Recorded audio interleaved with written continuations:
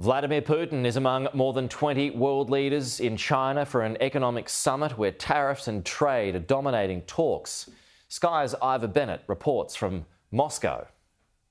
The symbolism of this trip is hugely significant. It's a deliberate show, I think, of how close Moscow is to Beijing right now in the wake of that meeting between Vladimir Putin and Donald Trump in Alaska and in the wake of US attempts to end the war in Ukraine, because Vladimir Putin isn't just going for a summit in China, he's also going for face-to-face talks with Xi Jinping on Tuesday. Then on Wednesday he'll be the main guest of honour at this massive military parade in Beijing on Wednesday. So in total it'll be a 4-day trip.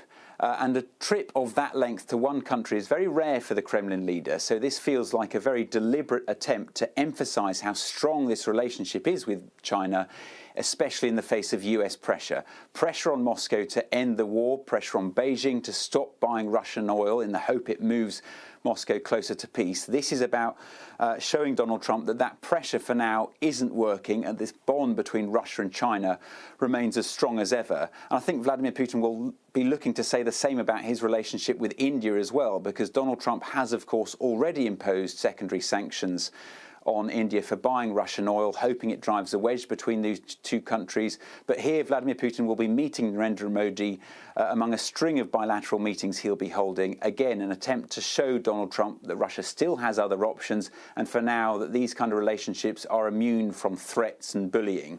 Having said that, though, I think it's not just about symbolism for Vladimir Putin, it's also about substance, in particular with his talks with Xi Jinping.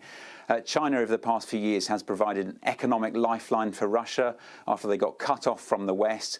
Bilateral trade rose to record levels last year, but since the beginning of this year it has started to drop off. It's slumped by around 8%, and that's particularly concerning with signs Russia's economy could be heading towards recession. So I think Vladimir Putin will be looking to arrest that slump, perhaps push bilateral trade into other new areas, sign new deals. So I think he'll be looking for substance as well as symbolism here.